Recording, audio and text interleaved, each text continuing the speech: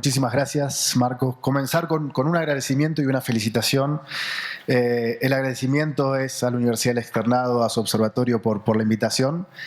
Y la felicitación, y aunque no soy notario, doy fe de lo que decía recién el doctor Rojas. Nosotros hace 3 años que venimos trabajando con diferentes organizaciones de Chile, de Argentina, de México, en temas de blockchain, y hemos tenido muchísima relación con otros colegios de notarios, y evidentemente doy fe sin ser notario de que lo que decía recién el doctor Rojas es así, ¿no? Se nota en Colombia un avance y una preocupación por el tema, por la modernización, que no se ve en otros países de América Latina.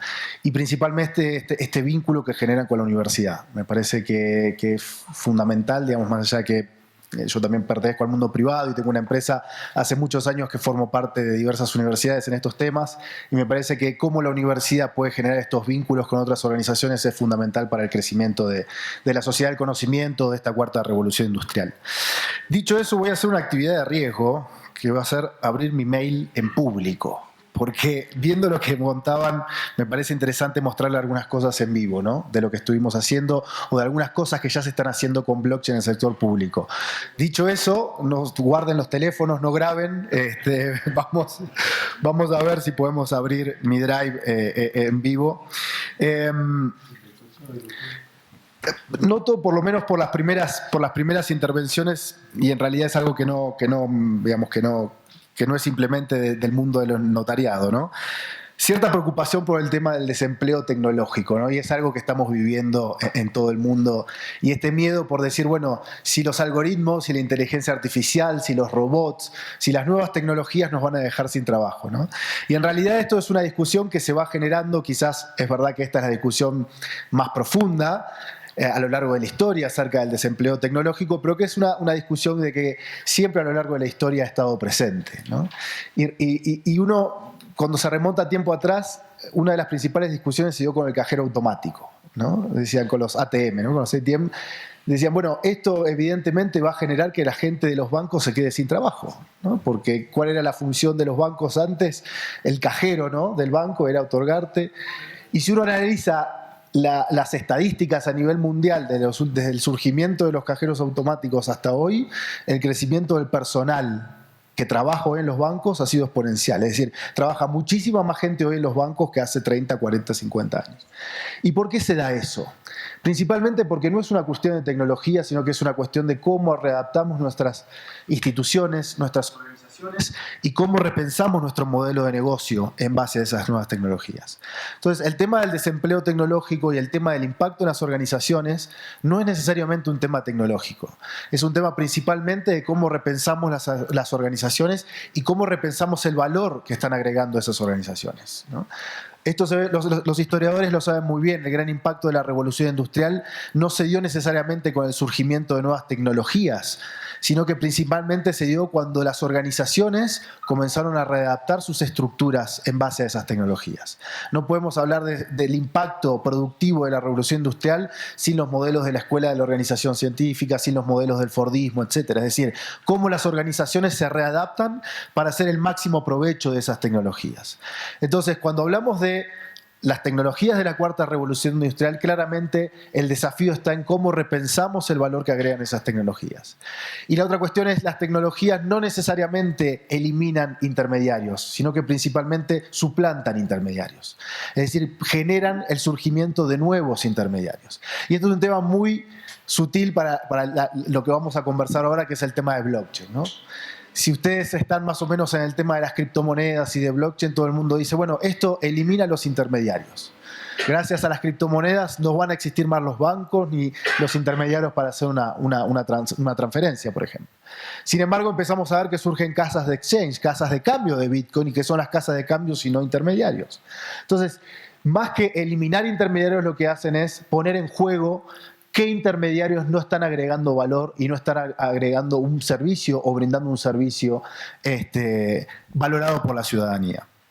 Vamos a ver si esto funciona, porque me gustaría mostrarles algunas aplicaciones en vivo de cómo están funcionando o cómo se está utilizando hoy blockchain en el mundo, ¿no? No se asusten si aparece alguna foto, seguramente va a ser de mi hijo, así que no pasa nada.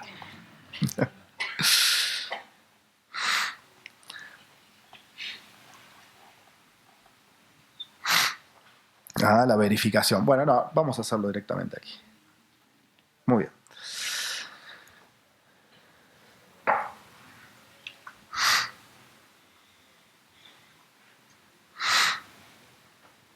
Bien.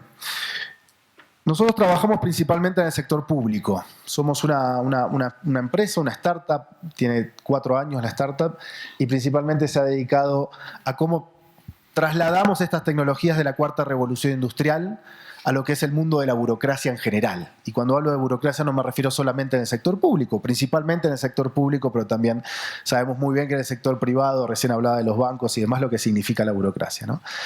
Y en realidad con una visión elemental, yo vengo del mundo de la ciencia política, de replantearnos para qué existe la burocracia y por qué es necesaria la burocracia. A veces tenemos un entendimiento un poco roño de lo que es la burocracia, producto de la historia de nuestros países y de nuestras burocracias como algo necesariamente negativo, y en realidad la burocracia son sistemas de confianza, y ahora lo vamos a ver, o cómo se han institucionalizado determinados sistemas de confianza. Entonces nuestra posición es no cómo eliminamos la burocracia como ideal, sino principalmente cómo la mejoramos a través de la aplicación de distintas tecnologías, o en este caso las tecnologías de la cuarta revolución industrial. Y en este camino hemos trabajado con muchísimas organizaciones públicas de América Latina y muchísimas organizaciones privadas, en el caso particular de blockchain, que ahora les voy a comentar algunas de las aplicaciones que hemos hecho. A ver, un poco para entrar en tema, ¿quién se considera aquí que es un experto en blockchain? Digamos, que sabe muy bien cómo funciona, para qué se aplica y demás. Levantemos la mano. Nadie. Yo tampoco la estoy levantando, ¿eh? Así que era el miedo a que alguien la levante, entonces le ceda mi lugar y se venga a él a hablar aquí, porque claramente yo tampoco soy un experto en la temática, en el sentido de que, bueno, es muy difícil ser un experto en este tipo de tecnologías porque están cambiando día a día, ¿no? Y sobre todo la velocidad del cambio. Si uno analiza la revolución industrial, uno dice, bueno, la llamaron revolución los historiadores. Décadas, siglos después, los historiadores dijeron, aquí hubo una revolución, ¿no? Sin embargo, nosotros hoy estamos en la cuarta revolución industrial y vemos que la velocidad del cambio es tal que es muy difícil también ser parte o analizar esa revolución siendo parte, ¿no? No tenemos que esperar 100 años para ver la masividad de una nueva tecnología. En pocos días, en pocos meses o en pocos años, esa nueva tecnología ya está en las manos de todos, ¿no? Y cuando hablábamos hace 4 o 5 años del tema de blockchain, todavía sonaba como un tema muy espacial, ¿no? Era física cuántica que no se entendía, y hoy ya cualquiera puede operar con criptomonedas o utilizar esta tecnología para otras cosas. ¿Quién se considera en un nivel inicial el tema blockchain? ¿Qué quiero decir? Que ha escuchado y sabe más o menos algunos principios de cómo se maneja esta tecnología. Muy bien. ¿Y quién no sabe absolutamente nada del tema blockchain? Que lo habrá escuchado, pero no mucho más. Bien. Dicho esto, entonces, primero vamos a hacer alguna primera introducción. Yo no me voy a poner muy técnico, obviamente yo le voy a dar una mirada mucho más desde las ciencias sociales al tema.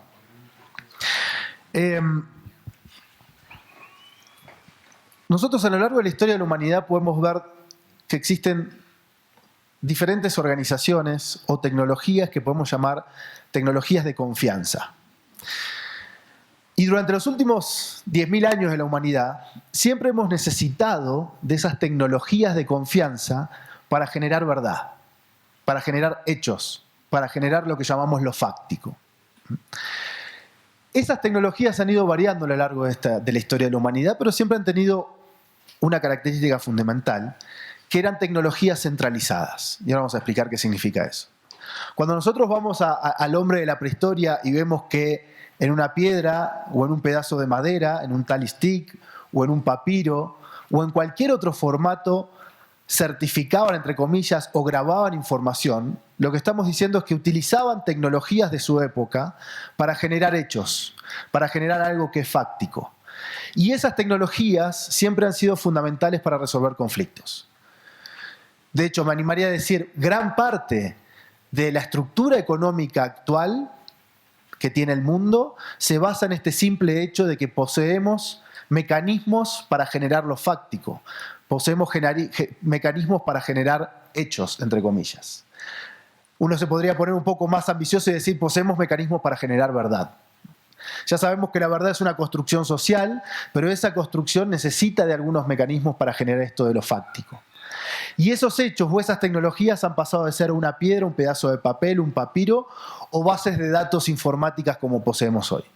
Si yo hago un contrato con Marcos y le digo, Marcos, yo te voy a vender mi auto y tú me vas a dar a cambio X cantidad de dinero, necesitamos establecerlo en algo fáctico, necesitamos escribirlo en algún papel, en algún formato o en un pedazo de piedra, por si en caso de que tengamos algún tipo de conflicto, podamos ir a esa base de datos básicamente a chequear qué era lo que habíamos acordado, básicamente.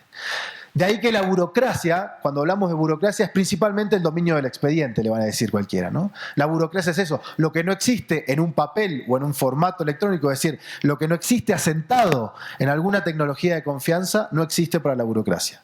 Los acuerdos de palabra no existen en el mundo de la burocracia. Entonces, a lo largo de la historia de la humanidad, los últimos 10.000 años de la historia de la humanidad, ¿qué quiero decir? Que hemos echado mano a diferentes tecnologías justamente para construir lo fáctico. Ahora, todas estas tecnologías siempre necesitaron de organizaciones, de personas o de instituciones que se encarguen de resguardar qué era lo que se escribía, es decir, que se encarguen de resguardar esos hechos o eso que se acordaba entre las partes.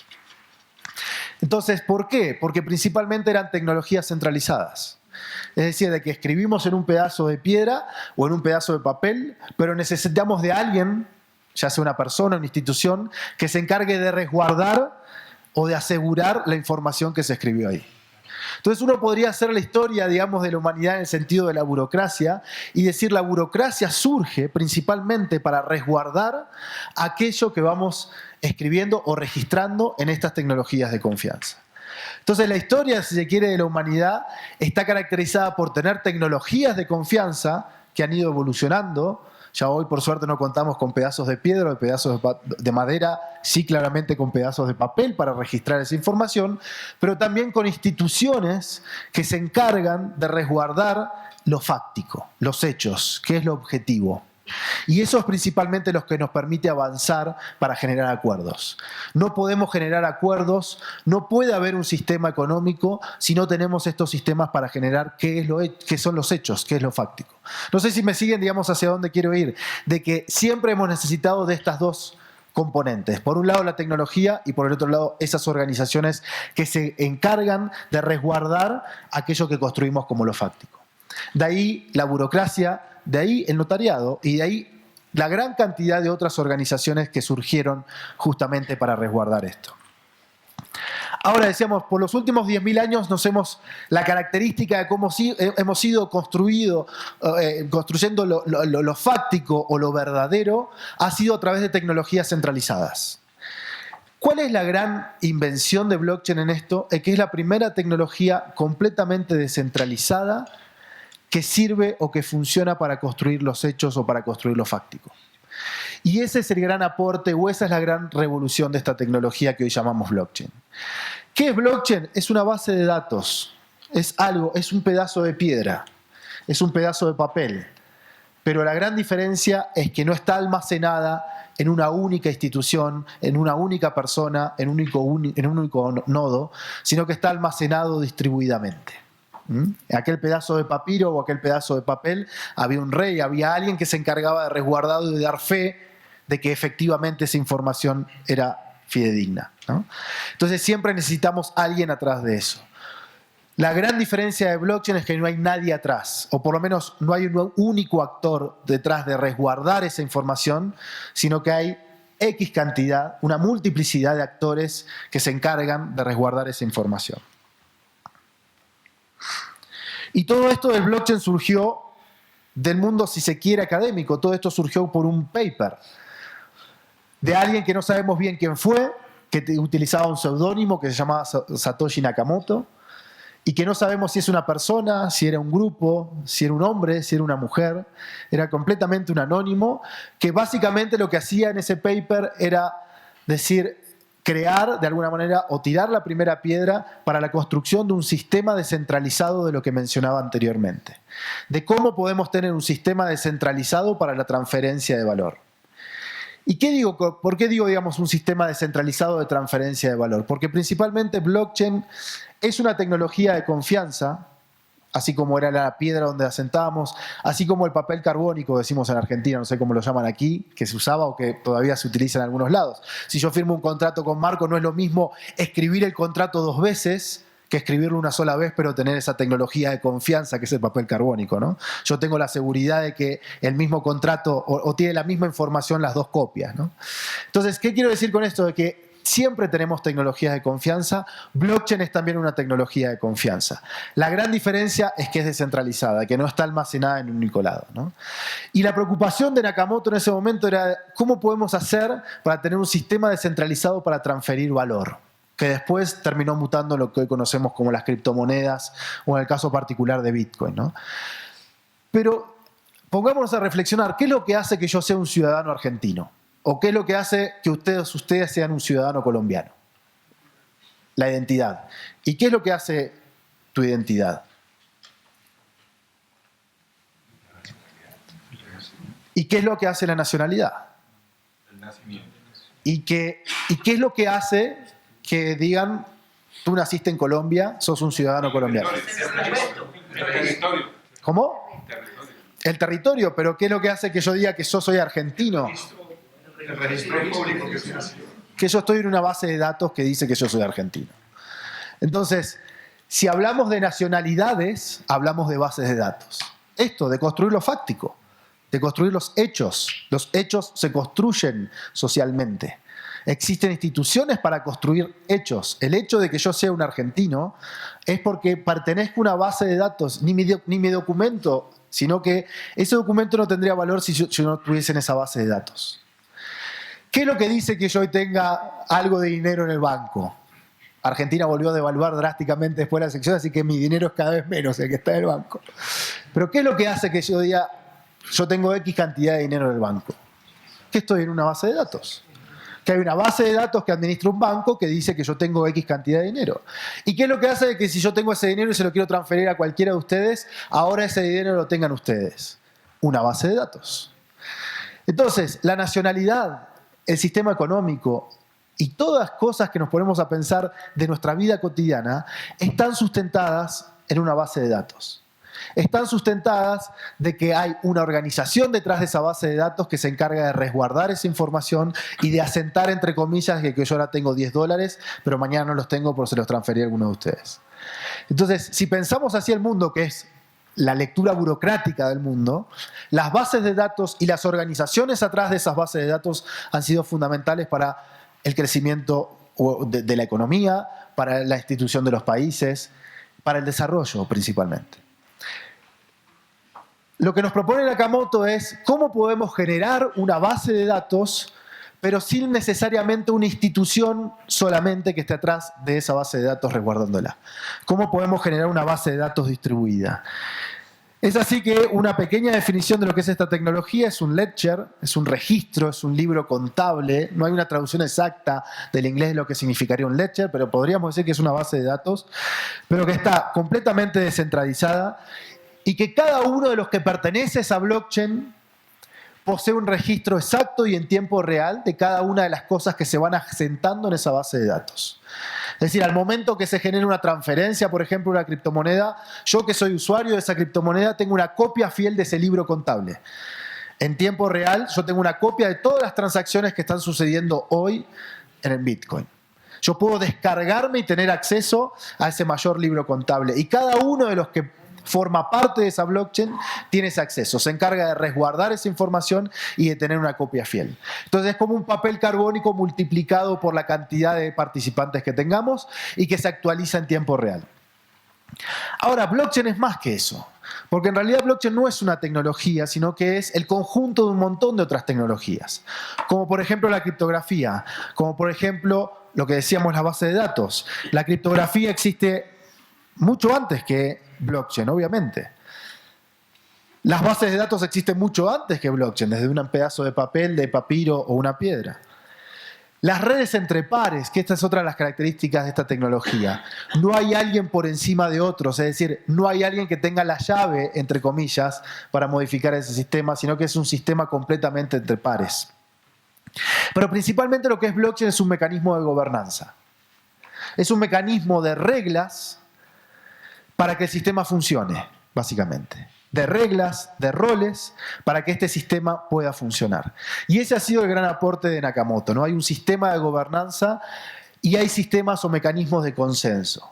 Es decir, hay un sistema de incentivos y un mecanismo de consenso que permite que la información que se vuelca dentro de esa base de datos sea información que está, entre comillas, fidedigna.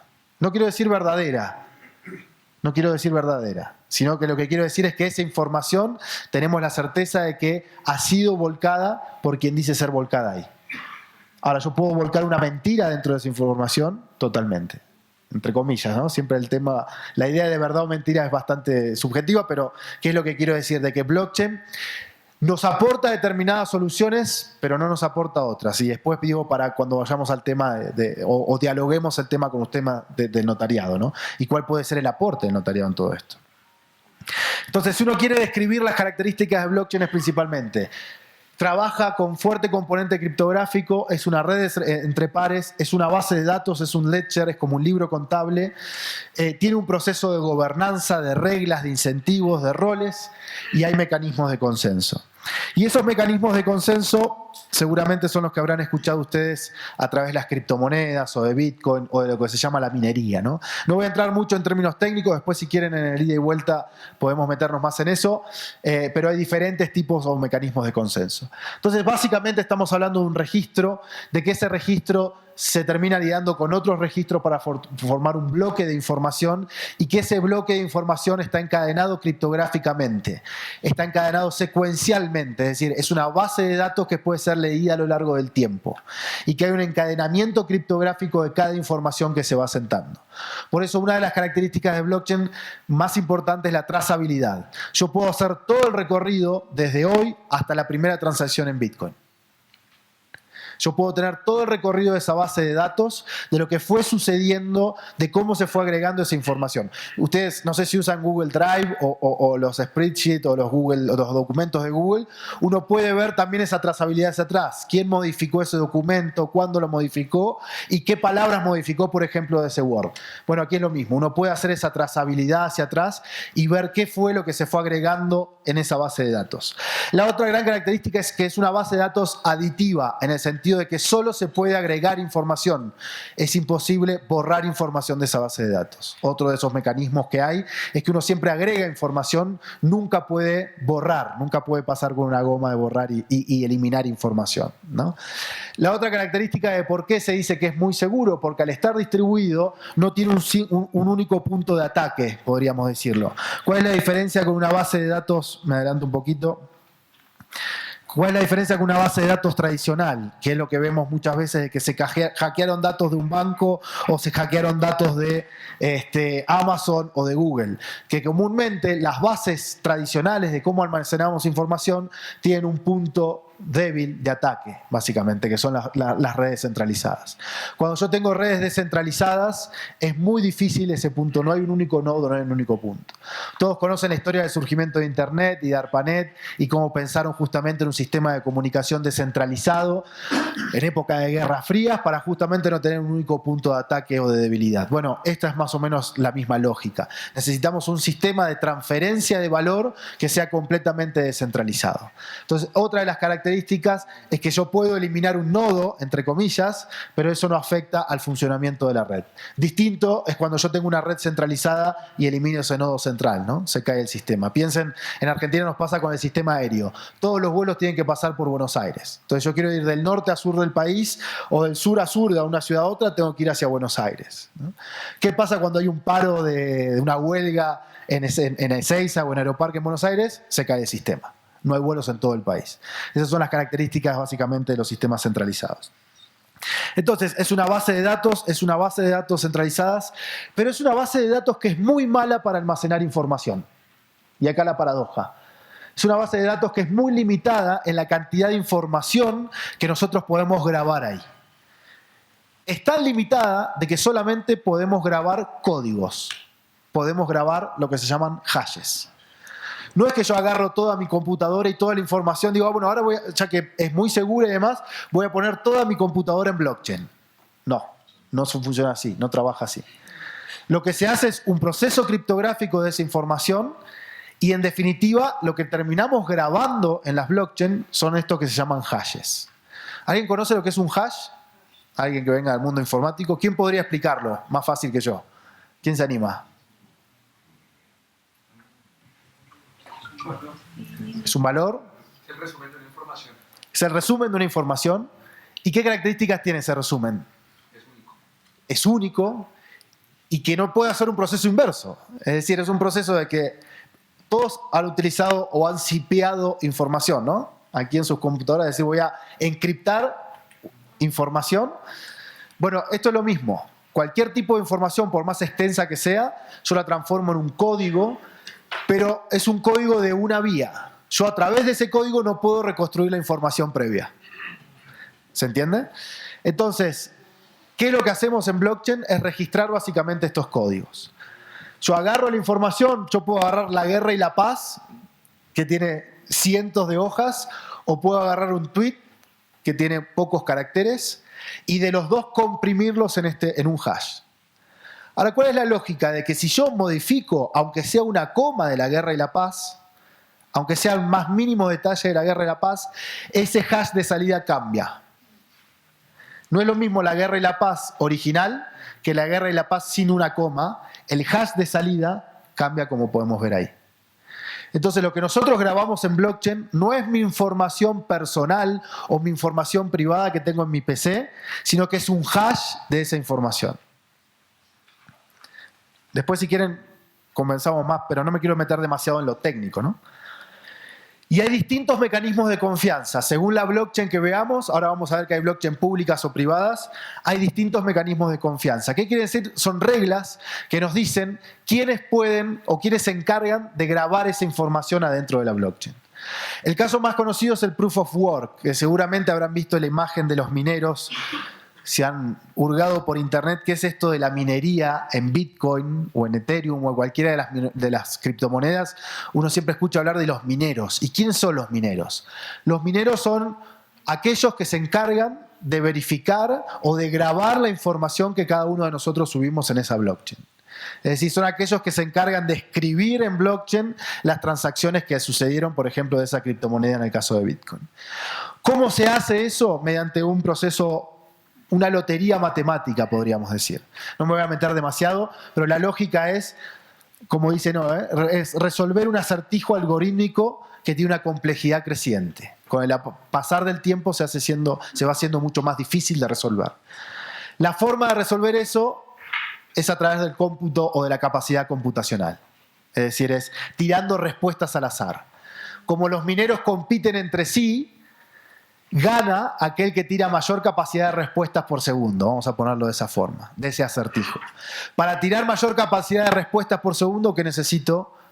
Una gran capacidad de cómputo, una gran capacidad de procesamiento. Entonces, la forma de resolver ese acertijo o ese algoritmo o ese acertijo matemático que nos permite escribir en esa red es a través de lo que se llama la minería. Pero no es la única. Hay un montón de otras redes que tienen otros mecanismos de validación. Por ejemplo, hoy hay redes privadas o permisionadas. En la Argentina hay un caso que nosotros formamos parte del inicio, que se llama la Blockchain Federal Argentina, que dijeron, nos encanta esto de blockchain, nos parece fantástico, pero estamos en contra de la cantidad de energía que se gasta para certificar la información y que haya transferencias de criptomoneda. Entonces vamos a crear nuestra propia blockchain, dijeron las universidades, el Estado argentino, empresas, que sea una blockchain permisionada.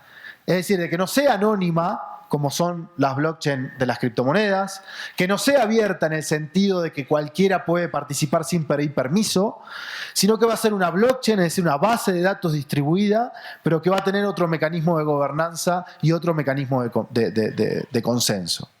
Entonces surgió, por ejemplo, la Blockchain Federal Argentina. ¿Para qué sirve? Para un montón de cosas, para sentar información, para compartir información, para temas de interoperabilidad, pero no está asociado a una criptomoneda. No está asociado ni a Bitcoin, ni a Ethereum, ni a nada. De alguna manera tomaron las cosas que les sirve para ese modelo de negocio y dejaron de lado otras cosas que no les sirve del concepto tradicional de blockchain. Entonces, el inicio de blockchain ha sido las criptomonedas, fue Bitcoin, fue Ethereum, etc. El inicio es la minería, el inicio ha sido esto del anonimato, por eso habrán escuchado de que como son transacciones completamente anónimas en la blockchain de Bitcoin, se utilizan para cosas no legales y demás. Pero ese ha sido el inicio, después ha ido una evolución muy grande y hoy encontramos, por ejemplo, estas blockchain permisionadas, se llaman, de las cuales ahí ustedes tienen un poco las características.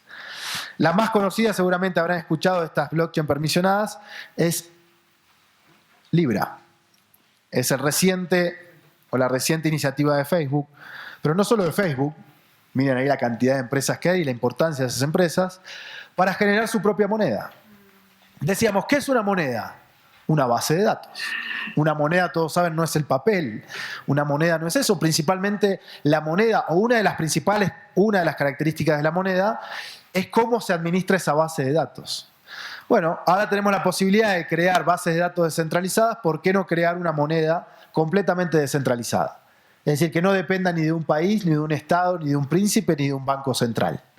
Y esa ha sido la iniciativa de Facebook con nuestras empresas. Es la primera moneda después de Bitcoin, digamos, pero antes todos veían a Bitcoin como algo de hackers y de gente que lo quería utilizar para cosas o de especulación financiera.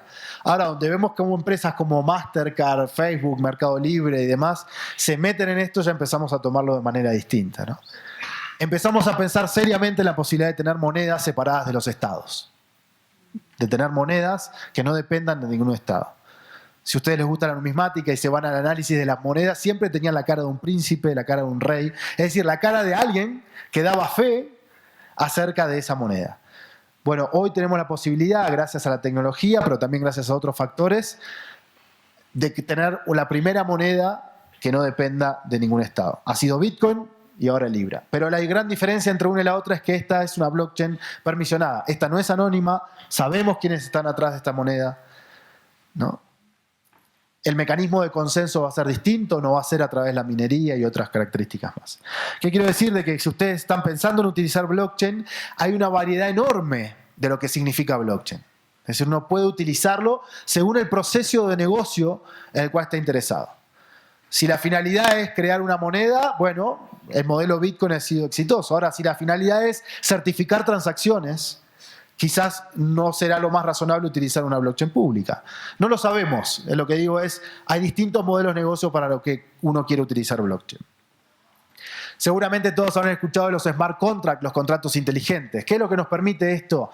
De que al ser una base de datos, también puede ser una base de datos programable. ¿Y qué quiere decir una base de datos programable? Es que yo le puedo dar indicaciones a lo que se va registrando o anotando en esa base de datos. Entonces, si yo hago una apuesta con cualquiera de ustedes y digo Boca River de la semana que viene va a ganar Boca, perdón el ejemplo argentino, o va a ganar River, podemos hacer esa apuesta, programar en esa blockchain y decirle a ese sistema que chequee, no sé, la base de datos de la AFA o el diario al día siguiente, que analice el resultado y que transfiera los fondos automáticamente según a quién ganó o no esa apuesta. ¿Qué es lo que estamos diciendo? Que son contratos que se autoejecutan. Una gran posibilidad y un gran riesgo también. Es decir, toda puerta que abrimos significa desafíos diferentes, ¿no? Que si quieren después los conversamos. Pero que hoy ya hay empresas, por ejemplo, y esto abre un mundo súper interesante en Europa, de que dijeron, ¿cuál es el modelo de negocio de la economía colaborativa? Una cerradura, dijeron. Si yo quiero alquilar un departamento por Airbnb, tengo que utilizar una cerradura. Si yo quiero sacar un auto, tengo que utilizar una cerradura. Si yo quiero sacar una bicicleta, tengo que utilizar una cerradura. El modelo de la economía colaborativa se basa en una cerradura. Vamos a hacer cerraduras inteligentes sustentadas en smart contract. Entonces, hoy ya hay empresas de Europa que ofrecen este servicio en el cual el contrato, yo no lo firmo con el dueño del departamento, sino que estoy firmando un contrato o haciendo un contrato con la cerradura del departamento. El contrato, es decir, la transferencia de los fondos, quien chequea el contrato y se autoejecuta y me manda las claves para abrir la cerradura, es la cerradura misma. Esta lógica de decir, empezamos a firmar contratos con cosas no humanas, con robots. ¿Y cómo es ese contrato con robots, no? Bueno, hoy hay en Europa ya empresas que están utilizando blockchain para hacer esto, o smart contract, para firmar contratos directamente con objetos. Algo que de vuelta, ¿no? Abre una puerta enorme también a nuevos problemas. Lo interesante de esto es que los problemas van cambiando, ¿no? Ahora, ¿qué problemas resuelve el blockchain? El primer problema fundamental que resuelve el blockchain es el problema del doble gasto. La economía del conocimiento, Internet, creció con una ley básica hasta el día de hoy, que es que los bienes digitales son bienes cuasi infinitos. ¿Cuánto me cuesta hacer un disco de música? Bueno, mucho dinero, tengo que invertir, contratar músicos, ir a un estudio de grabación, etcétera, etcétera. ¿Cuánto me cuesta replicar ese disco original en cientos de miles de copias? Nada. Copy-paste. Nada más. Entonces, una de las características fundamentales de los bienes de la economía del conocimiento es que los bienes tienen un rendimiento, un costo marginal cero. La producción de un nuevo bien me cuesta cero, casi cero. La otra es de que por transferirte ese conocimiento yo no lo estoy perdiendo. Si yo les mando un mail a ustedes, ese mail yo lo sigo teniendo. Si yo les comparto un libro en PDF o en cualquier cosa a cada uno de ustedes, ese libro yo lo sigo teniendo. La gran diferencia con los bienes físicos. Si el mundo de la economía tradicional es el mundo de los bienes escasos, el mundo de la economía del conocimiento y de Internet es el mundo de los bienes no escasos, de los bienes casi infinitos. Entonces tenemos estas dos economías que han ido creciendo de alguna manera paralelamente. ¿Cuál era el problema de trasladar la economía del mundo real a la economía del mundo digital? El problema del doble gasto. ¿Cuál era el problema de la moneda digital? Asegurarme de que esa misma billete digital, entre comillas, no se gaste dos veces. Si yo voy al supermercado y compro algo y pago con $10, ese papel yo ya no lo tengo más. No puedo volver a gastarlo. Ahora, si yo tengo moneda digital y lo gasto, recién dijimos, los bienes digitales por transferirnos no se pierden. Entonces yo sigo teniendo. ¿Cómo podemos resolver este problema del doble gasto? ¿Cómo lo resolvimos hasta ahora? Con bases de datos centralizadas. El banco anota y dice, Lucas tenía estos $10, ahora ya no los tiene. Pero es una institución, la tarjeta de crédito o el banco, la que se encarga de asentar esa información. Bitcoin, blockchain, viene a dar una solución al problema del doble gasto, pero completamente descentralizada, sin una única institución que esté atrás de ese asentamiento de la información. Entonces, ¿qué nos permite esto? Tener bienes digitales únicos, que hasta ahora no habíamos tenido. Y aquí hay un ejemplo muy gracioso, pero que ha revolucionado el mundo, que se llama las CryptoKitties. Es el primer coleccionable 100% digital. Los que tengan hijos, yo sigo siendo a la plaza de mi barrio a intercambiar figuritas en papel con mi hijo, ¿no? En épocas de mundial de fútbol o algo, y siguen siendo en papel. ¿Por qué? ¿Cuánto cuesta una foto de Messi firmada por él en papel? ¿Cuánto cuesta? No sabe, bastante dinero puede costar. ¿Cuánto cuesta una foto digital de Messi? Nada. ¿Por qué? Porque el bien en papel es único y irrepetible. El bien digital es cuasi infinito, no tiene valor.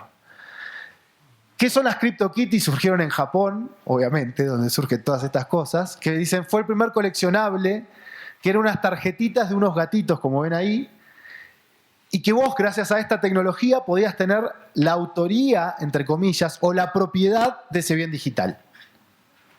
Es decir, yo podía tener una copia, sí, como una copia falsa, como tener una copia de la Mona Lisa falsa. Pero Mona Lisa hay una sola. Bueno, CryptoKitties, la tarjetita en particular de ese gatito, hay una sola, que soy yo el que la posee. Y que por lo tanto la puedo intercambiar. Y al poder intercambiarla, eso tiene un valor. Bueno, CryptoKitties levantó $500 millones en pocas horas, en menos de un día, del intercambio de esto, ¿no? Aparte era muy interesante porque de la fusión de esas dos CryptoKitties uno podía tener una distinta, tenían comunidades, no importa. Pero ¿qué quiero decir? Abrió el mundo a los bienes digitales únicos. Y piensen, digamos, en lo que hoy se llama la tokenización de los bienes digitales, que es un poco esto. Voy avanzando rápidamente que no me queda mucho más tiempo. Si quieren, después conversamos para qué se está usando blockchain, se está usando para temas de trazabilidad. Walmart fue una de las primeras empresas en utilizar esta tecnología para dar la certificación de que, por ejemplo, la cadena de valor de los cerdos, desde que sale de la granja hasta la góndola, nunca había perdido la cadena de frío. Entonces, el que va a comprar esa carne puede tener la certeza de que efectivamente nunca perdió la cadena de frío. Se está utilizando para el mundo público también, y acá vamos a detenernos un poco más. Argentina hace unos meses empezó a publicar su boletín oficial en blockchain, y también hoy se está utilizando esa tecnología para lo que son las firmas o las certificaciones de las sociedades anónimas simplificadas, que se llaman así, las SAS. Los libros contables de esas sociedades también hoy se están certificando en blockchain. Pero vamos a detenernos más con quizá algunos de los ejemplos que hemos hecho. La Blockchain Federal Argentina es una iniciativa privada, en el sentido, digo, hay universidades, está el Estado, hay empresas que dijeron vamos a armar nuestra propia blockchain justamente para certificar información. Hoy Chile estamos trabajando con la Superintendencia de Bancos de Chile para también generar una propia blockchain para el intercambio de información financiera. Es decir, hoy cada país, recién mencionaban LACchain, que es una iniciativa del Banco Interamericano de Desarrollo también para crear una red regional. Es decir, hoy cada país o cada organismo está diciendo me interesa crear mi propia blockchain, algo que no sé si es tan recomendable porque después vamos a tener problemas de interoperabilidad entre las blockchain, que es lo que nos pasa hoy. Pero bueno, esa es la situación en la cual estamos. En el año 2000, fines del 2016, hicimos la primera experiencia de blockchain en el sector público en Argentina, en un municipio. Creamos una plataforma para la asignación de subsidios de un municipio. Los municipios aquí, como en cualquier país, asignan subsidios a artistas, a gente necesitados y demás. Creamos toda una plataforma para la trazabilidad de ese subsidio, es decir, para que cualquier ciudadano pueda tener la certeza de que la información acerca del subsidio no había sido alterada. Es decir, de que ningún funcionario había modificado o alterado los pasos de la entrega de ese subsidio. Y eso era una plataforma abierta justamente certificando esa información. A raíz de eso comenzamos a trabajar con Chile Compras. Chile Compras es el portal de compras público más viejo que tiene América Latina y uno de los mejores, en los cuales todos los organismos públicos compran a través de esa plataforma. ¿Qué es lo que nos dijeron? Tenemos un problema. Desconfían de que el proveedor, cuando manda una oferta de licitación, nosotros no veamos esa oferta de licitación y le avisemos a algún proveedor amigo, ¿no? Es decir, yo soy un proveedor y digo, voy a esta licitación, ¿cómo sé que del otro lado el funcionario no va a agarrar mi propuesta y le avisa a un proveedor amigo que pase una propuesta menor? Algo que pasa en todos nuestros países. Entonces Chile Compras se nos acerca y nos dice, el problema que tenemos es que se nos genera un cuello de botella porque todos nos mandan la oferta de licitación un minuto antes de que cierre la licitación. Y eso nos ha generado enormes dolores de cabezas en temas de tecnología, se traba el sistema, etc. ¿Cómo podemos hacer para darle mayor confianza a quien se está presentando una licitación de que efectivamente nadie va a modificar o nadie va a ver su licitación hasta el momento que se abran los sobres, entre comillas? Entonces lo que hicimos fue utilizar esta tecnología para encriptar la información, para guardar esa información encriptada en blockchain, y entonces lo que recibe hoy el funcionario de Chile Compra es simplemente un código. Nunca recibe la propuesta, nunca ve la propuesta. Cuando se abren los sobres, genera o machea ese código con el que está almacenado con la blockchain y sabe si es la propuesta original y que no fue alterada. Entonces, esto le dio al proveedor, a quien se está presentando una licitación, la seguridad, la certeza de que nadie va a ver, ni siquiera otro competidor, su propuesta hasta el momento que se abran los sobres. Otra de las aplicaciones para las cuales se está utilizando blockchain. La estamos utilizando mucho para certeza de información. También en Chile trabajamos con Energía Abierta, que es el Ministerio de Energía. Ustedes saben que el rubro energía en Chile es importantísimo. Y ellos dicen, nosotros tenemos todo un portal de información acerca de precios y de datos que son muy sensibles para la inversión extranjera. Datos acerca del precio del petróleo, el precio de la energía, el precio del gas, el precio de commodities, etc. Pero nosotros no producimos esa información. Nosotros recolectamos la información y la publicamos. Nos han llegado un montón de denuncias de que nosotros alteramos esa información. ¿Cómo podemos dar la certeza a la ciudadanía, al inversor, de que nosotros no alteramos la información que recolectamos? Entonces, utilizamos esta tecnología para darle certeza a los terceros de que esa información no ha sido alterada, utilizando blockchain. Y meses después de nuestra experiencia sucedió algo muy interesante en Chile, que fue una denuncia por la modificación del índice de precios al consumidor, el índice de inflación. Bueno, en Argentina tenemos una larga historia de corrupción en cuanto a la manipulación de los datos oficiales. Bueno, esta tecnología lo que permite es asentar de que esa información no ha sido alterada, de que nadie la pudo modificar. Y esa es la diferencia con una base de datos centralizada de que con una base de datos descentralizada. En esa base de datos descentralizada nadie puede alterar la información. En una base de datos centralizada yo soy el dueño de esa base de datos como pasa con un índice de precios, que es el Estado en este caso, puede alterar esa información. Adelantando un poquito más. ¿Cuál es la diferencia de lo que uno a veces dice, bueno, ¿cuál es la diferencia entre blockchain y la firma digital? Que después, si quieren, podemos conversar más en profundidad. No es lo mismo agarrar un archivo en PDF y aplicar una firma digital o una firma electrónica que utilizar blockchain. La respuesta es, depende para lo que lo quieren usar. A veces utilizar blockchain o firma digital cumplen la misma función. Para determinados procesos utilizar blockchain no tiene sentido. Conviene seguir utilizando la firma electrónica o la firma digital. Sin embargo, para otros procesos utilizar blockchain sí tiene un valor agregado. Ahí yo les puse algunas diferencias entre firmar en blockchain o con firma digital un documento y un poco lo que nosotros hacemos, que es utilizar blockchain de una manera un poco más superadora. Creo yo que la principal diferencia es que con esta tecnología hay dos. Una es la propiedad del destinatario. Yo puedo certificar en blockchain con firma digital un PDF, pero yo estoy certificando que yo firmé ese documento. Para algunos documentos también es importante certificar el receptor o el dueño de ese documento.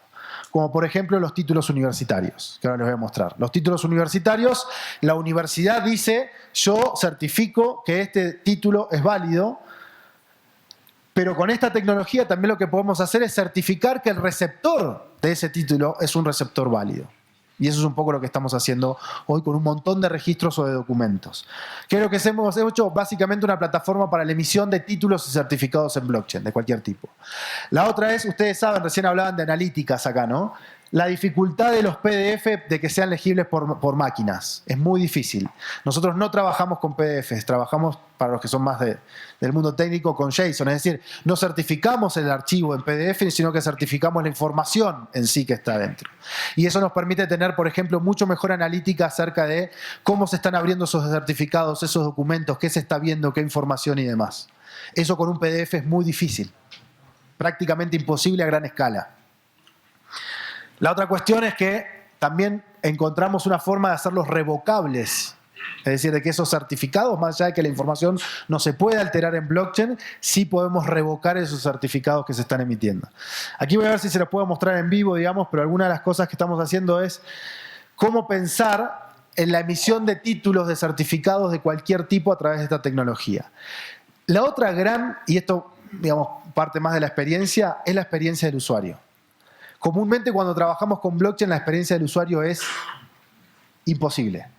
Le estamos diciendo a un ciudadano que para certificar un documento se tiene que entender qué es un hash, tiene que descargar un certificado, volverlo a subir a una plataforma y me da un código extraño. Si vamos a trabajar así con blockchain, mejor no trabajar con blockchain. Porque si vamos a lanzar algo con blockchain que el usuario final no lo entiende, entonces mejor seguir con los procedimientos tradicionales. Entonces, ¿qué hemos hecho? Enfocar muchísimo en la experiencia del usuario. No sirve de nada hablar de una tecnología de confianza si el usuario final no va a tener ni entender ni saber qué es la tecnología. No estoy diciendo que sepan qué es blockchain. A ver, yo uso el auto todos los días y no tengo ni idea cómo se transforma un líquido que pongo en energía para poder circular. O sea, el proceso de combustión interna no tengo ni idea cómo funciona. Pero sí sé usar el auto. Bueno, con blockchain es lo mismo. El usuario final no va a tener que saber qué es un hash, qué es el proof of work o qué es la minería. No debemos explicarle eso. Lo que debemos es darle la seguridad, y también para eso están las instituciones, de que cualquier certificado lo puedo validar en tiempo real.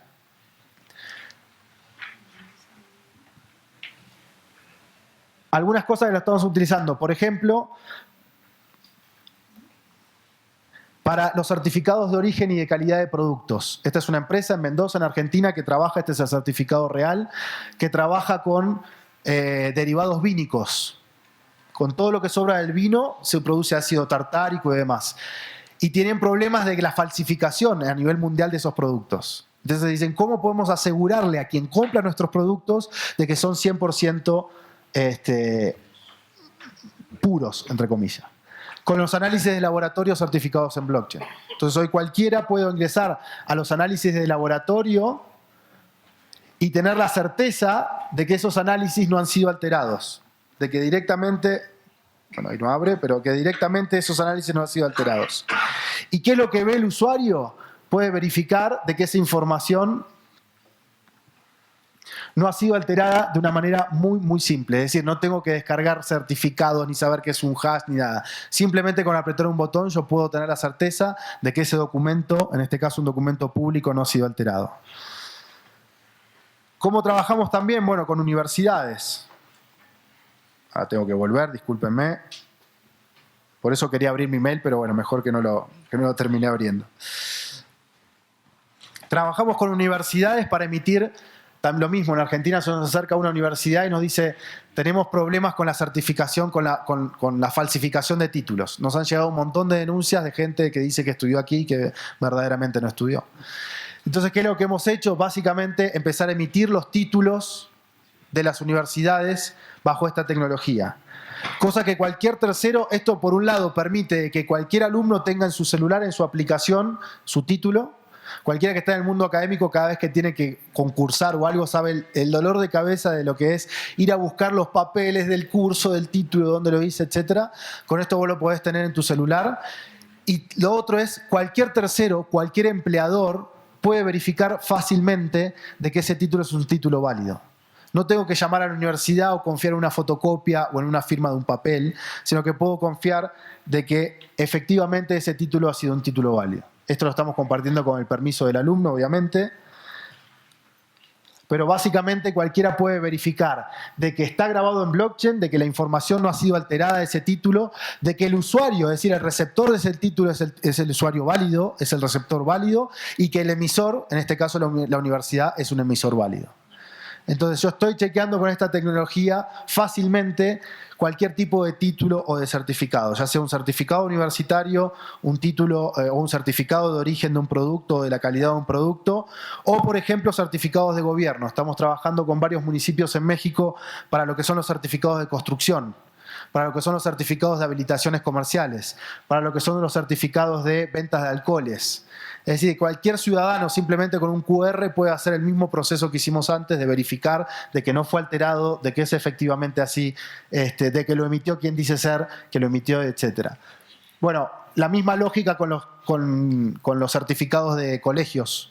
En Argentina ya estamos trabajando con el Ministerio de Educación para trasladar los certificados en papel a los certificados en blockchain y que cualquier tercero también pueda validar eso.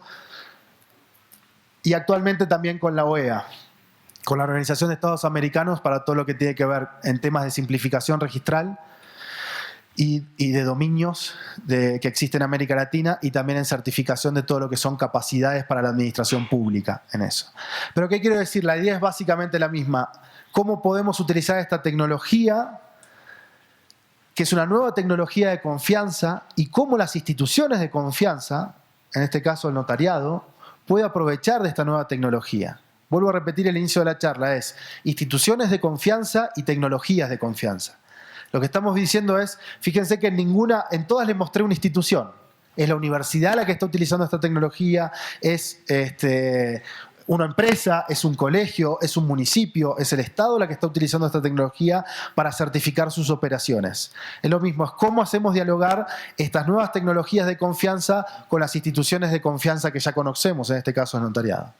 Dejo la pregunta abierta, si quieren tenemos unos minutos, si no ya hacemos el corte, para que pensemos en conjunto cómo se puede utilizar esta tecnología y sobre todo es cómo podemos hacerle mejor la experiencia del usuario. Esto nosotros estamos trabajando mucho con UNICEF, de cómo, digamos, blockchain no va a ser una tecnología disruptiva si no mejoramos la experiencia del usuario.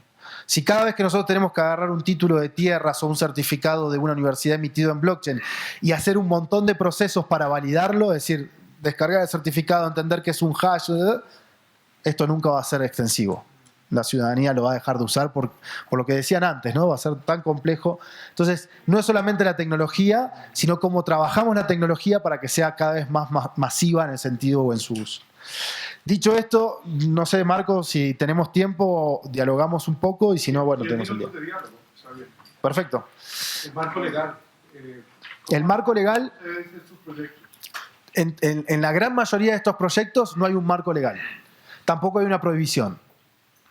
En muchos de ellos, a ver, cuando son iniciativas privadas, no hay ninguna ley. O sea, cuando la empresa quiere verificar que sus productos son 100% en ese caso originales y demás, ahí no hace falta ninguna legislación. Ahora, en el caso de los títulos, por ejemplo, en los títulos universitarios, hoy en la Argentina la ley no prohíbe, pero no reconoce la validez legal de esos títulos. ¿Qué han hecho las universidades? Han dicho, no importa, primero generemos el acto y después vayamos a buscar la legalidad. O sea, hoy con lo que yo estoy viendo en blockchain, lo que está pasando es, primero generemos el caso de uso, primero demostremos que sirve, y después vamos por la legalidad. Y después no hay una legalidad paraguas de esto, sino que se va a dar verticalmente. Por ejemplo, hoy en Argentina ya está discutiendo el Ministerio de Educación de aceptar la tecnología para validar los títulos. Solamente de los títulos universitarios, no validar la tecnología para todo tipo de títulos. Entonces yo creo que el camino de la legalidad se está dando verticalmente. Hay países como Italia que ya dijeron blockchain, certificación en blockchain ya es legal para cualquier tipo de trámite. Italia. Estados Unidos, el estado de Washington, pero no otros estados. Entonces, ¿qué es lo que está pasando? De que muchos estados están viendo de que blockchain no es criptomonedas, que era el principal miedo de los estados. Es decir, Bitcoin, narcotráfico, deep web, no me gusta. Y están viendo de que la tecnología se puede utilizar para otras cosas. ¿Y qué es lo que está pasando? Los early adopters, los del primer grupo de ciclismo, como decían antes, son los que dicen, vamos a hacerlo, si no tiene legalidad, primero demostremos que sirve y después la legalidad acompaña. Eso es un poco la experiencia. Hoy las universidades que estamos trabajando en Argentina están avanzando en eso. Todavía siguen emitiendo el título en papel, porque es el que tiene validez legal, pero ya están emitiéndolo también con esta tecnología. ¿Qué es lo que está sucediendo? Que los alumnos, obviamente, el título en papel lo guardan y no lo usan nunca más. Y tenemos datos de cómo se está utilizando. Al empleador le mandan directamente el título digital. Entonces, a veces, la legitimidad de algo que funciona es más grande que la legalidad. Bueno, es indiscutible que el sistema tiene unas bondades, es viable, pero se hace necesario, por ejemplo, ubicar dos elementos que veo aquí muy preocupantes para el servicio notarial. Uno es la no visibilidad de los contratantes, es decir, que permanezcan ocultos, cuando en el caso nuestro es esencialmente público el documento y las partes contratantes. Y eso, por ejemplo, iría a contrariar las políticas del Banco Mundial, de los organismos internacionales sobre el control frente a la lucha del lavado de activos y blanqueo de capitales. Totalmente. Porque justamente allí hay que capturar esa información y es visible al final porque están en documentos públicos. Uno. Dos, en relación con el precio, con los dineros a pagar correspondientes al valor de la venta, digamos, de los inmuebles o de las hipotecas. Pues nuestra legislación lo prevé. Es increíble, diciendo de que cuando se trate de moneda extranjera se hará la equivalencia de la moneda nacional, la moneda circulante. Pero hay algo. Lo que pasa es que sí se requiere que esa moneda de donde viene, para poder hacer la equivalencia, tiene que tener un fundamento legal. Y mientras no tengamos esa moneda virtual reconocida por los estados, así esté utilizada por empresas, por el sector privado, para el sistema notarial, inclusive para el mismo sistema anglosajón, tiene sus dificultades de aplicación. Ahora, usted me ha dado la razón. En el caso de los diplomas, los certificados, estos documentos, es perfectamente válido y es expedito, pero recuerde, usted ha dicho una palabra que reafirma nuestra argumentación. Se verificó, pero no se autenticó. No, claro. Entonces por eso esa diferencia y esa aplicación de los principios filosóficos de la lógica, de la dialéctica, mejor, que es la combinación entre lo teórico y lo práctico, lo ideal y lo real, tiene que ver mucho con nuestro sistema. A mí me parece que en la parte documental es indiscutible que tiene unas grandes ventajas y un proceso de circulación del documento, una verificación y unos códigos y una seguridad. Si se le mueve una coma, el código se cambia y aparece un nuevo documento, eso magnífico. Pero frente al fundamento legal, imagínense nosotros mantener ocultos los contratantes no es posible. Y frente al precio, el señor que de pronto aceptó esa moneda virtual, y al día siguiente va a hacer la transacción y tiene dificultades en el mercado y no tiene acceso al mercado y tiene que recurrir al asesor y de pronto la criptomoneda está en una crisis y resulta lo que hoy le equivalía a 100 millones, mañana le equivale o a 500 o a 50. Entonces, también el receptor de esos dineros, producto del precio de venta o del desembolso de la garantía hipotecaria, entra en un dilema.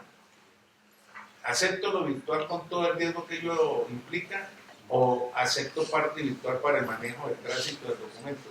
Ese es el quiz a resolverlo indiscutiblemente compaginando la teoría y la práctica. Totalmente. Yo creo que la solución es lo intermedio. O sea, ninguna de las aplicaciones que se mostraron, que hacemos nosotros u otras empresas, digamos, nosotros trabajamos todo con código libre, ¿no? Se utilizó criptomoneda. A ver, uno puede utilizar blockchain sin utilizar criptomoneda, el primer punto. Dos, más allá de que si uno utiliza una blockchain pública, como puede ser la de Bitcoin, es completamente anónimo, uno puede anonimizar eso. Es decir, cuando la universidad está emitiendo ese título, la universidad le está creando a ese usuario su identidad en blockchain, pero la está emparentando a una identidad física, a un número de documento.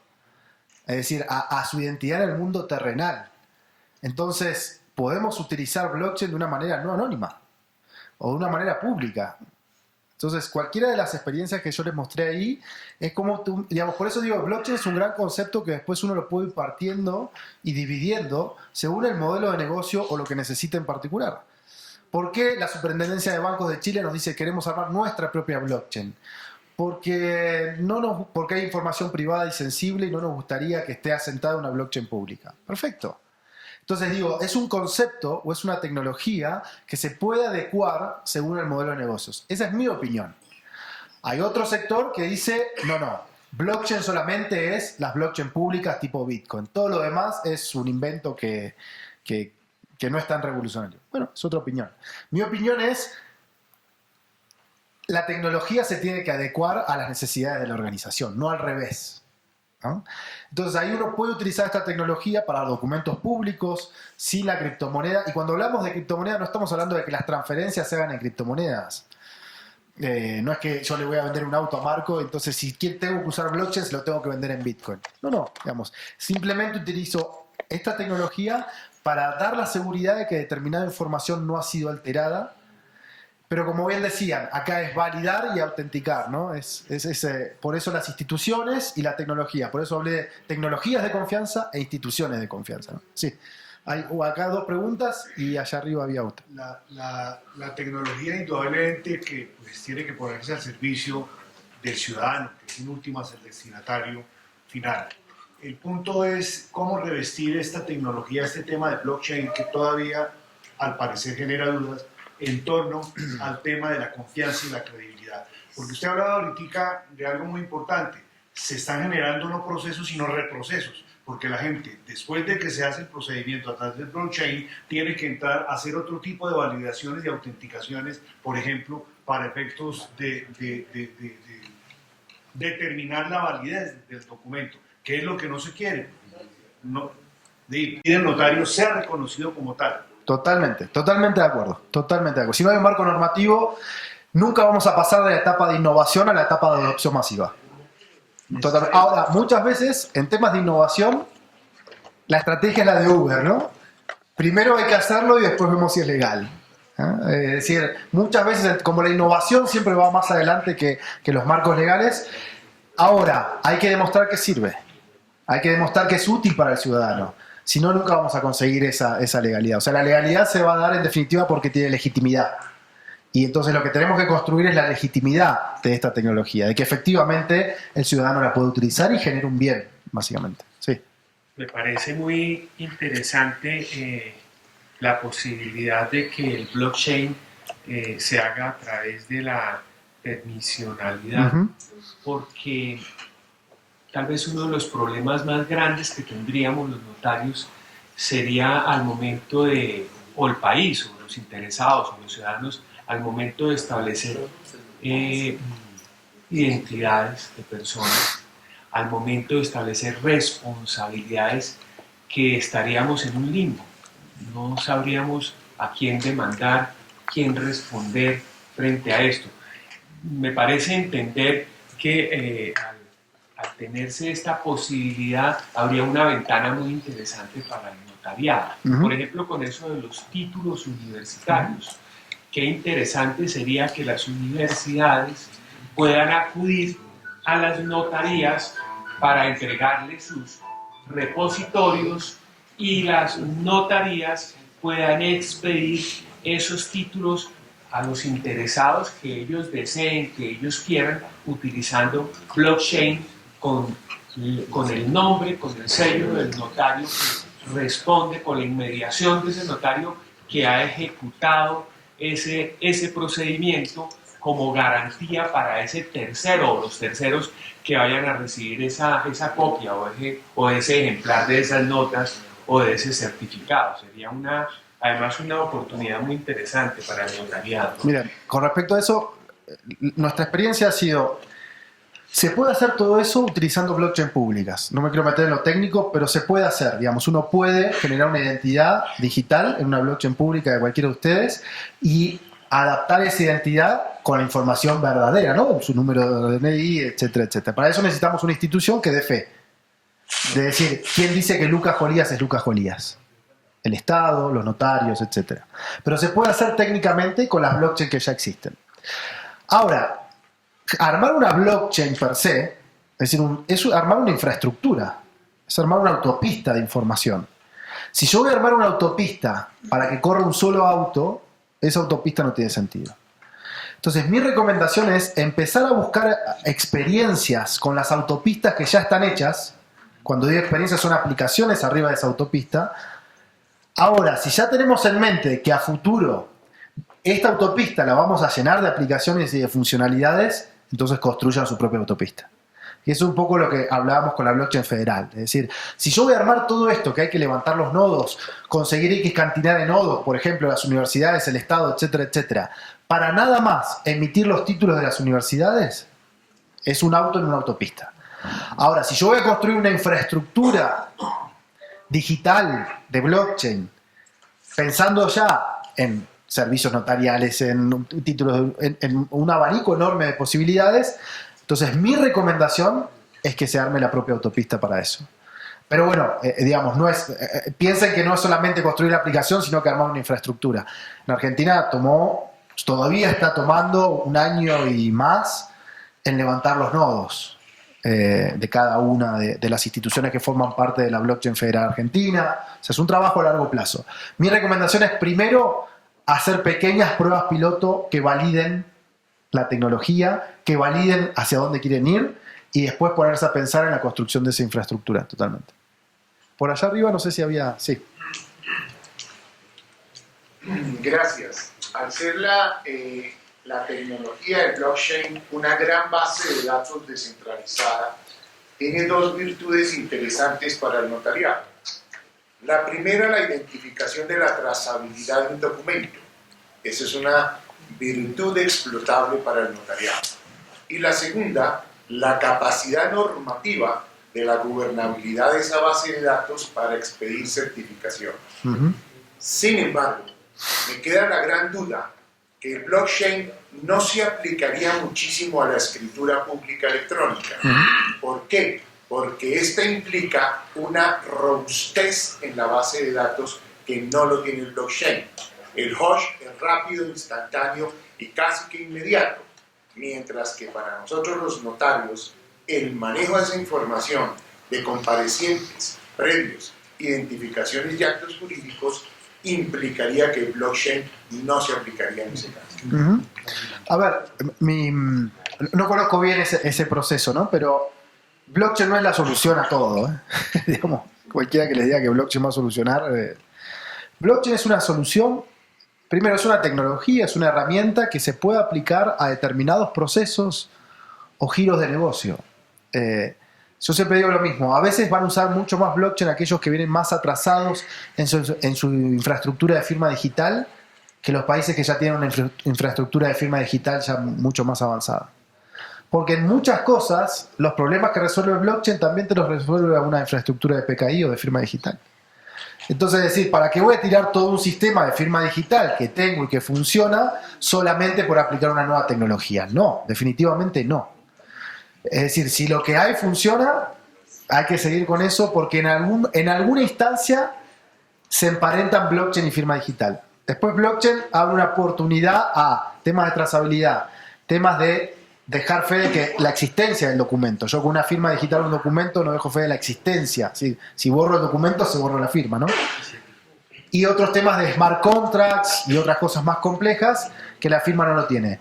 Pero para determinados procesos, a veces hasta yo recomiendo aplicar firma digital si ya hay una infraestructura y demás que aplicar blockchain. Así que totalmente eso. Hay que encontrar dónde verdaderamente agrega valor. No agrega valor en cualquier cosa y no es la solución definitivamente a todos los problemas. ¿Hay experiencias con blockchain en el ámbito notarial que ustedes han documentado? No, en el ámbito notarial, a ver, hay algunos acercamientos y hay, yo diría, todavía en la etapa de investigación. Yo no conozco, impulsado por ejemplo por el ámbito notarial. A ver, la plataforma de Estonia, que siempre se habla de que permite el traspaso de títulos de tierras a través de la plataforma directamente, y de Georgia, que estaba trabajando en eso, pero en realidad son ni siquiera producto mínimo viable, son ideas que todavía no están en producción, es decir, que todavía uno hoy no las ve. Entonces, todo lo que hemos visto son algunas cosas. Yo no conozco demasiado que se ha hecho en el mundo notarial. Sí conozco estas cosas que tienen que ver más con títulos de tierra y demás, pero quizás son impulsadas directamente por algunos poderes ejecutivos. Lo que se está viendo es justamente pasamos de esta ola de blockchain soluciona todo a verdaderamente en qué proceso particular, dónde agrega valor al ciudadano, ¿no? Ahí va a estar la legitimidad de esto. ¿Alcanzo? Última pregunta. Lucas, ¿nos puede explicar un poquitín más? Yo sé que el tema técnico puede ser complejo, pero ¿cuáles son esos requisitos, digamos, en un proyecto de corto alcance, no la gran autopista, esto que se hace con los títulos? Técnicamente, ¿qué se requiere? Porque cuando uno se enfrenta a este tipo de proyectos, claro, está toda la teoría, pero ya en la realidad comienza a ver cosas, ¿no? Claro. Necesito servidores, necesito... Si uno va a hacer su propia blockchain, decir, bueno, yo quiero armar la blockchain colombiana lo primero que necesita son instituciones que forman parte de esa blockchain. Si van a definir... lo primero que se necesita es fijar un sistema de gobernanza. ¿Quiénes van a formar parte? ¿Quiénes no? ¿Por qué sí? ¿Por qué no? ¿Cómo admitimos nuevos miembros? ¿Por qué sí un nuevo miembro y por qué no? Etcétera. Y eso lleva tiempo, porque hay que poner de acuerdo un montón de instituciones. El desafío tecnológico es el menor. El desafío principal es cómo ponemos de acuerdo un montón de instituciones bajo un sistema de reglas común. América Latina más todavía. Entonces decir, bueno, ¿van a participar las universidades? Sí. ¿Va a participar el Estado? Sí. ¿Van a participar los privados? Sí o no. Una vez que se resuelve eso, que para mí es el trabajo más difícil, desde lo tecnológico no son tanto los requerimientos que cada institución tiene que poner para levantar un nodo de esa blockchain. Y se puede hacer fácilmente, digamos. Necesitamos instituciones que tengan una capacidad técnica para eso, que sepan operar un data center y levantar un nodo virtual, etcétera, etcétera. Pero no es nada complejo. Después lo más desafiante es cómo empezamos a construir autos arriba de esa autopista. Y la otra cuestión es cómo generamos confianza con esa blockchain. Porque no es lo mismo que yo arme una blockchain con mi tía, mi hermano y mi mujer, y entonces decir, no, un sistema distribuido de confianza, pero son todos mis amigos. O sea, ¿por qué no nos ponemos de acuerdo para meter la mano? Entonces, ¿cómo generamos un sistema de gobernanza que dé validez o que dé confianza y que tenga, exactamente, y que tenga sentido armar eso? Si yo voy a armar una blockchain con mis 3 hermanos, no tiene ningún sentido o no tiene ninguna diferencia con una base de datos centralizada. Pero vuelvo a repetir, para mí, o por lo menos la experiencia, es primero veamos qué autos pueden andar en esta autopista, qué valor tiene, y después metámonos en armar nuestra propia autopista. Poner de acuerdo a 30 instituciones, 20, es un trabajo bastante arduo. Bueno, gracias a todos por la constancia a lo largo de la mañana de hoy. Gracias a Lucas, creo que la exposición fue comprensiva, fue clara, creo que logró los conectores que le pedimos, los conectores temáticos para efectos de ilustrar al auditorio. Otro aplauso para él, por favor. Bueno.